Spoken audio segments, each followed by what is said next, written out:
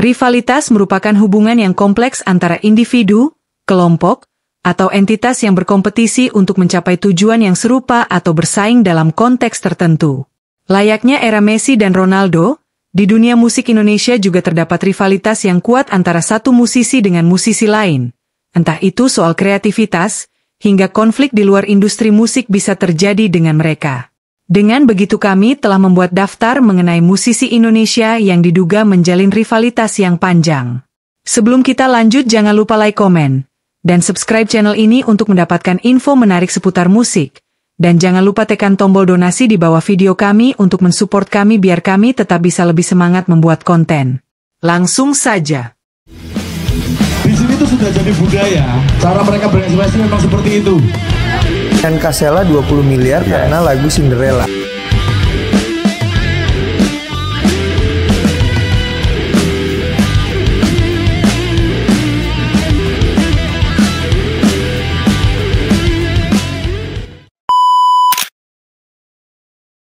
Rivalitas ini diduga sejak mantan personil Peter Pan yaitu Indra dan Andika membentuk band dengan beberapa musisi lainnya dengan nama The Titans. Dengan menggandeng nama-nama besar seperti Oni X 5 Minutes, TomTom XT5, dan musisi lainnya, The Titans digadang-gadang akan menjadi pesaing berat dari Peter Pan secara momen dan kejadian hengkangnya kedua personil ini berdekatan dengan debut mereka di industri musik. Memenasnya persaingan kedua band ini, ditambah dengan rumor kala itu suara dan wajah vokalis The Titans yaitu Rizky Abdul Rahman mirip dengan vokalis Peter Pan yaitu Ariel. Dalam debutnya, The Titans lebih unggul dikarenakan kala itu Ariel dan kawan-kawan masih dalam transisi pergantian nama mereka dan ditambah kasus asusila yang dialami sang vokalis pada tahun 2010. Namun bukannya memanfaatkan momen tersebut, The Titans malah tampil dan mengeluarkan karya yang biasa-biasa saja, dan terus mengulang pola musik dan lirik yang sama pula. Berbeda dengan Peter Pan yang kini berganti nama menjadi Noah, band ini langsung tancap gas mulai rilis di album instrumental, hingga album berikutnya yang bertajuk Seperti Seharusnya dengan lagu andalan Separuh Aku. Setelah itu, Noah berhasil unggul lebih jauh dari The Titans yang sempat berganti vokalis di tahun 2017 dan Andika yang resmi keluar 2 tahun setelahnya. Sama halnya dengan Noah yang menyisakan 3 personil yaitu Lukman, David, dan Ariel.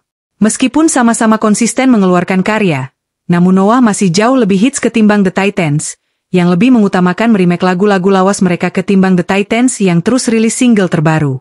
Kini baik The Titans ataupun Noah sama-sama vakum, alasan Noah vakum karena ingin istirahat sejenak di dunia musik, sedang The Titans masih vakum karena baru saja memecat vokalis kedua mereka. Siapa yang tak mengenal dua band legendaris asal Indonesia ini? Kedua band ini ternyata sempat dirumorkan memiliki rivalitas yang kuat. Mulai dari segi menciptakan lagu, aksi panggung hingga adu saling sindir pernah terjadi di antara kedua band ini. Konflik dikabarkan dimulai pada tahun 1997. Ketika itu, Dewa 19 dan Slank sama-sama tampil satu panggung. Pada saat itu, Dewa 19 dikabarkan diminta untuk menjadi band penutup. Sementara itu, Slank yang biasanya dijadikan penutup, tampil lebih awal. Di akhir penampilan Slank menyanyikan sebuah lagu yang berjudul Kamu Harus Pulang yang tanpa sengaja mengsugesti para penonton bahwa itu adalah penutupan acara ini. Usai penampilan Slank, penonton lantas membubarkan diri. Konon Dewa 19 termasuk Ahmad Dhani kesal karena sepi penampilannya penonton. Kemudian rumor rivalitas ini kembali menguat saat Slank menjadi band bintang tamu di Gala Show X Factor 2013 yang dimana Ahmad Dhani kala itu juga menjadi juri saat itu. Pada momen itu Slank membawakan lagu Kuil Cinta. Dalam aksinya sang vokalis kakak naik di atas meja juri yang kosong dan menginjak meja juri yang tengah kosong tersebut tepat di tempat Ahmad Dhani berada. Orang-orang kemudian menyalakan kembali api rivalitas dari kedua band ini, dengan menganggap Slank tengah meledek Ahmad Dhani malam itu. Walaupun di era kini baik Dewa 19 ataupun Slank terlihat sudah berdamai, namun sempat kembali memanas di periode pemilihan presiden 2019, hingga 2024 karena saling berseberangan dalam dukungan Pilpres. Rivalitas kedua band ini sudah bukan rahasia lagi, walaupun akhirnya sekarang memutuskan untuk berdamai keduanya sempat bersitegang di beberapa momen. Pada saat itu Killing Me Inside tengah semangatnya setelah rilis album pertama yang bertajuk A Fresh Start Something New. Di sisi lain, Dochi Sadega tengah membujuk Sansan sang vokalis Killing Me ini untuk gabung dengan bandnya yang dia akan bentuk yang kelak dinamakan Pee-wee Gaskin, atau bisa disingkat PYG. Dengan alasan visi yang jelas dan jenis genre yang lebih banyak diterima oleh masyarakat banyak ketimbang genre Killing Me Inside kala itu yang bergenre emo, Sansan akhirnya beralih band menuju PYG dan langsung tancap gas rilis album untuk debutnya di industri musik dengan tajuk The Sophomore.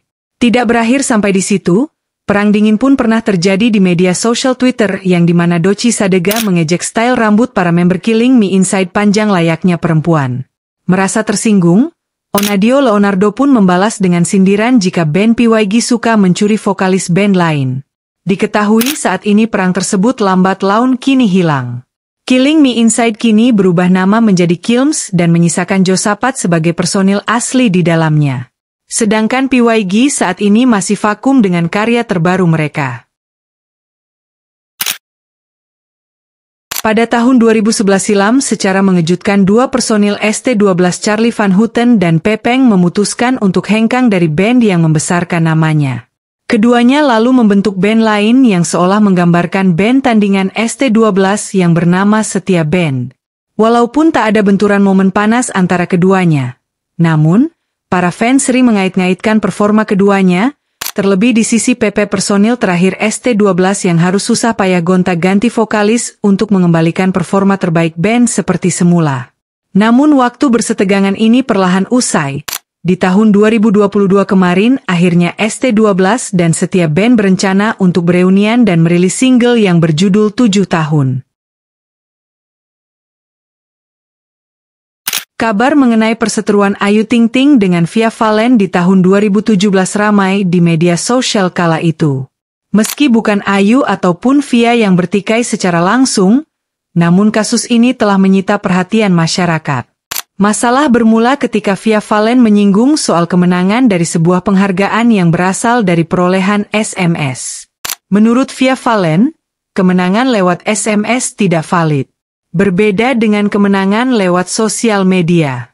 Pernyataan itu dianggap menyerang Ayu Ting Ting yang kebetulan baru saja memenangkan penghargaan sebagai penyanyi dangdut wanita solo terpopuler di ajang Anugerah Dangdut Indonesia 2017. Padahal menurut Via Valen, pernyataannya itu dibuat sebelum Ayu Ting Ting menerima penghargaan tersebut. Namun pernyataan Via Valen terlanjur dianggap beda oleh para fans yang menganggap Via Valen meragukan kredibilitas Ayu Ting Ting. Para fans dan media pun sering membanding-bandingkan keduanya. Mulai dari gaya, aksi panggung hingga banyak followers semua diadu. Perseteruan antara Posan Tobing dan band Kotak telah menjadi sorotan di media sosial. Posan Tobing ex-drummer band Kotak, mulai angkat bicara setelah 11 tahun hengkang dari Kotak. Dia memperjuangkan hak royalti sebagai pencipta lagu setelah meninggalkan band pada tahun 2011 dan perseteruan ini bukan hanya masalah uang, tetapi juga hak moral yang terinjak-injak terkait hak cipta lagu. Posan merasa tersinggung dan kecewa dengan pernyataan Tantri Kotak saat diwawancarai menyatakan bahwa Kotak hanya akan bertiga dan tidak menambah personel baru untuk menggantikan posisi drummer. Posan dan dua ex-personel Kotak berencana mengambil langkah hukum karena band Kotak tidak membayar royalti atas lagu yang diciptakan oleh Posan. Mereka meyakini tindakan Kotak melanggar pasal 9 UU Hak Cipta terkait izin membawakan karya ciptaan seseorang. Sampai saat ini, keduanya belum terlihat akur dan masih saling melapor dan berlindung di kuasa hukum mereka masing-masing. Itulah tadi beberapa musisi yang pernah, atau bahkan sampai sekarang masih menyandang rival satu dengan yang lainnya. Jangan lupa like, komen, dan subscribe channel ini untuk mendapatkan info menarik seputar musik. Dan jangan lupa tekan tombol donasi di bawah video kami untuk mensupport kami biar kami tetap bisa lebih semangat membuat konten.